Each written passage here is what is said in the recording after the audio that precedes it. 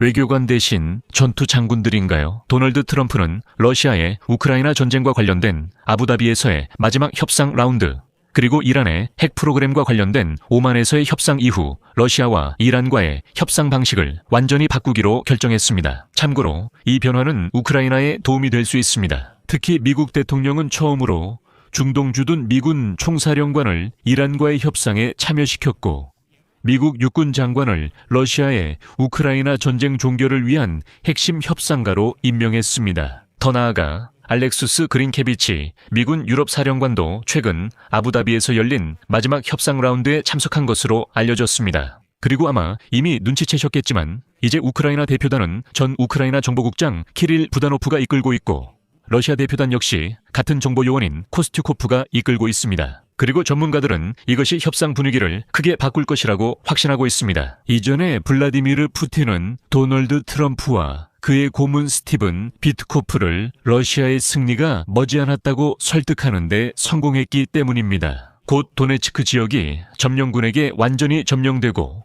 우크라이나는 패배할 수밖에 없다는 등과 같은 이야기였습니다. 그리고 안타깝게도 트럼프는 그것을 믿었습니다. 트럼프와 부통령은 러시아가 도네츠크를 점령할 것이라 생각해 우크라이나가 해당 지역을 넘기는 것이 낫다고 말했습니다. 이는 이미 기정사실로 받아들여졌습니다. 이제는 실제 전장에서 존재하지 않는 것을 군인들에게 설득하는 것이 훨씬 더 어려워졌습니다. 예를 들어 군인들은 쿠펜스크가 러시아인들에게 점령되지 않았다는 것을 분명히 볼 수 있습니다. 이번 방송에서 협상 소식과 도널드 트럼프의 돈바스 전략이 우크라이나, 러시아에 미치는 영향에 대해 이야기하겠습니다. 제 이름은 알렉세이 패치이고 함께 이 주제에 대해 이야기해봅시다. 하지만 시작하기 전에 채널 구독과 좋아요, 댓글을 남겨주시고 제 텔레그램 채널 패치 뉴스도 구독해주세요. 채널 링크는 영상 설명란에 있습니다. 이미 많은 분들이 눈치채셨겠지만 도널드 트럼프는 러시아와 이란과의 협상 방식에 변화를 주었습니다. 미국 대통령은 처음으로 중동 주둔 미군 총사령관을 이란과의 협상에 참여시켰고, 미국 육군 장관을 주요 협상가로 임명했습니다. 러시아의 우크라이나 전쟁이 끝난 후에는 외교관이 아니라 군인들이 바로 그 협상가의 역할을 맡게 되었습니다. 브래드 쿠퍼 제독, 즉 중동 내 모든 작전을 담당하는 미군 중앙사령부 사령관이 처음으로 전날 미이란 협상에 합류했습니다. 그는 이 지역에서 미국의 군사적 존재가 강화되고 있음을 상기시키듯 정복을 입고 회의에 나타났습니다. 그리고 협상 후에는 브리트코프, 쿠슈너와 함께 현재 아라비아해에 정박 중인 항공모함 아브라함 링컨 호로 향했습니다. 동시에 미국 육군 장관 된 드리스칼은 러시아 우크라이나 전쟁 협상에서 자신의 역할을 계속 수행하고 있습니다. 이번 주 드리스칼 장관은 세션 사이사이에 우크라이나 관계자들과의 대화를 유지하려고 노력한 것으로 알려졌습니다. 즉, 실제로 우크라이나와 러시아 대표단 간에 직접적인 만남이 있을 때는 미국인들이 개입하지 않았지만 세션 사이에는 바로 드리스칼 장관이 우크라이나 측과 일종의 협의를 했던 것입니다. 또한 협상에는 알렉수스 그린케비치도 참석했습니다. 이 사람은 유럽 주둔 미군 사령관으로 결국에는 우크라이나에 배치될 수 있는 서방군을 지휘하게 될 수도 있으며 프리감시 임무를 위해 배치될 수 있는 부대를 감독할 수 있는 인물입니다. 한편 도널드 트럼프의 사위인 제러드 쿠슈너와 특사 스티븐 비트코프는 두 복잡한 협상 과정 사이에서 균형을 잡고 있습니다. 그리고 이전에도 트럼프는 바로 이 두 사람, 쿠슈너와 비트코프에게 가장 큰 기대를 걸었습니다. 비즈니스와 거래의 언어로 대화하면 모든 것을 합의할 수 있다고 믿으면서 말이죠. 둘 다 사업가였고 트럼프는 외교 방식에 처음부터 분명했기 때문입니다. 군 지도자들을 참여시키기로 한 결정은 그들의 통신 전문성 때문이었는지 아니면 잠재적으로 강경한 행동 방안을 시사하기 위한 신호였는지 모르겠습니다. 이것은 공화당 행정부가 전통적인 미국의 외교 정책과 외교 방식을 어떻게 뒤집었는지를 보여줍니다. 그리고 아시다시피 최근 아부다비에서의 협상 이후 미국과 러시아 군 당국은 2021년에 바로 러시아의 우크라이나 전면 침공 직전에 끊겼던 소통 채널을 심지어 재개하기도 했습니다. 그리고 이런 점에서 중요한 것은 도널드 트럼프가 특히 베네수엘라 사태 이후로 전통적인 외교보다는 힘을 과시하는 것이 훨씬 더 효과적이라고 판단했다는 사실입니다. 하지만 일부 전문가들은 이 부분에 대해 다른 의견을 냅니다. 그들은 트럼프 행정부가 현역 군사 지도자들을 외교 직책에 배치하는 것이 유능한 외교관들과 외교적 수단 자체의 가치를 떨어뜨렸다는 것을 보여준다고 말합니다. 외교 정책 문제를 해결하려는 시도에서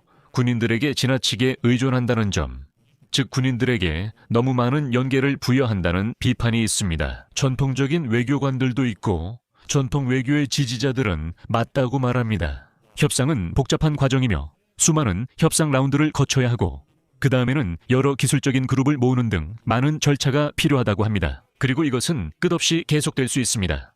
하지만 저는 개인적으로 조금 다른 결론에 기울고 있습니다. 저는 미국 장군들, 즉 외교관이 아니라 군인들이 냉전 시절 소련과의 군비 통제 협상에 참여했고 그것이 성과를 냈다는 점을 상기시키고 싶습니다. 그리고 여기에는 또 다른 요소도 있습니다. 미국 육군 장관 드리스컬 역시 우크라이나와 미국 사이에 연락 역할을 하고 있습니다. 참고로 이전에는 그 자리에 키트 켈록이 있었습니다. 1925년 11월에 드리스컬이 갑자기 협상 담당자로 임명되었습니다. 그 당시 협상은 교착 상태에 빠졌고 댄 드리스컬은 이미 예정되어 있던 우크라이나 방문을 기회 삼아 대통령 블라디미르 젤렌스키와 다른 고위 정부, 군, 방위산업 관계자들을 만났습니다. 그 이후 드리스컬은 아부다비에서의 회의를 포함해 여러 차례의 추가 협상 세션에 참여했습니다. 이번 주에 드리스컬의 역할은 일종의 연결고리 역할을 수행하는 것으로 자리 잡았습니다. 드리스컬과 함께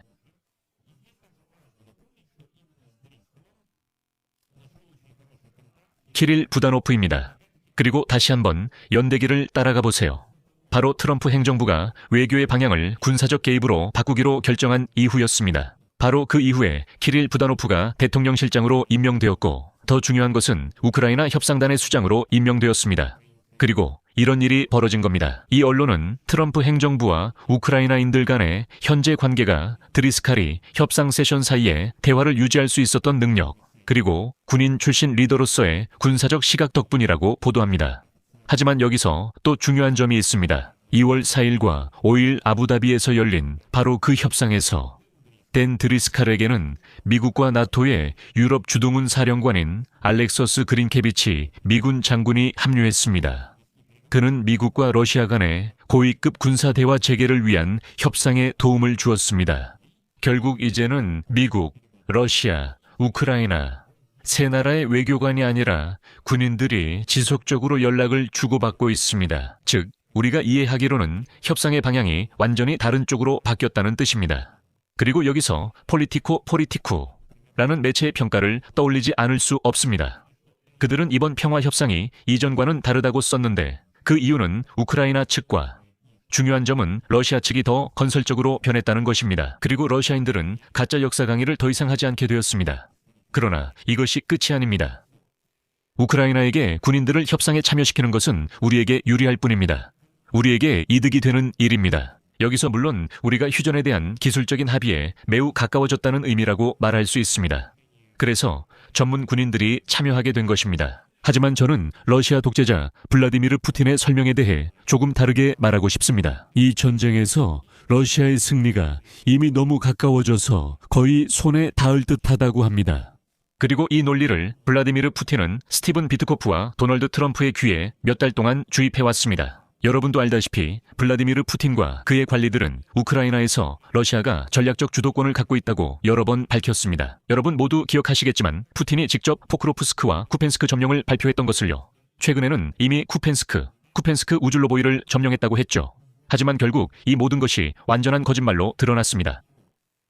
푸틴은 곧 조금만 더 있으면 도네츠크 지역이 점령될 것이라고 이야기하고 계속해서 그런 식으로 말하고 있습니다. 하지만 문제는 이 모든 이야기를 미국 지도부도 받아들이고 있다는 점입니다.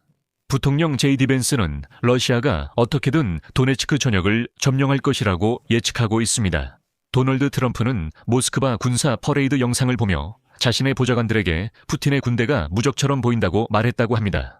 그리고 그는 자신만의 군사 퍼레이드를 열고 싶어 했습니다. 결국 미국은 우크라이나에 대한 안전보장 제공을 영토 양보와 연계하고 있습니다. 그러니까 어차피 돈바스는 잃게 되니 그냥 넘기자는 말입니다. 여기서 도널드 트럼프가 블라디미르 푸틴이 이미 포크로프스크, 쿠펜스크, 우즐로보이, 그리고 수많은 도시들을 점령했다고 진심으로 믿고 있을 수도 있다는 사실에 놀랄 필요가 없습니다. 그러니까 트럼프는 지도를 제대로 보지 않는다는 거죠.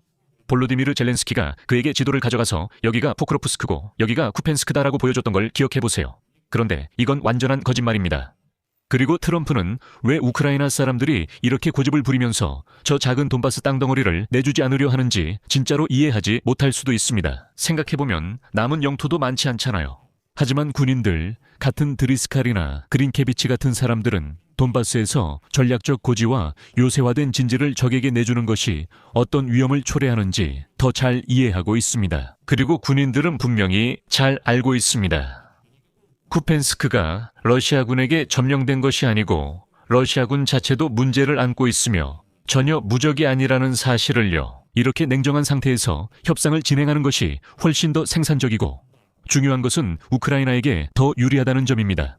여기서 말을 줄이겠습니다. 여러분의 의견과 생각을 이 영상 아래 댓글로 남겨주시고 채널 구독과 알림 설정 그리고 좋아요도 잊지 말아주세요. 이번 영상이 여러분께 유익하고 흥미로웠다면 영상 설명에 있는 링크와 계좌 정보를 통해 후원이나 유료 구독으로 저희의 노력을 응원해 주실 수 있습니다. 여러분의 모든 응원에 감사드리며 오늘은 여기까지입니다. 건강 잘 챙기시고 모두 안녕히 계세요.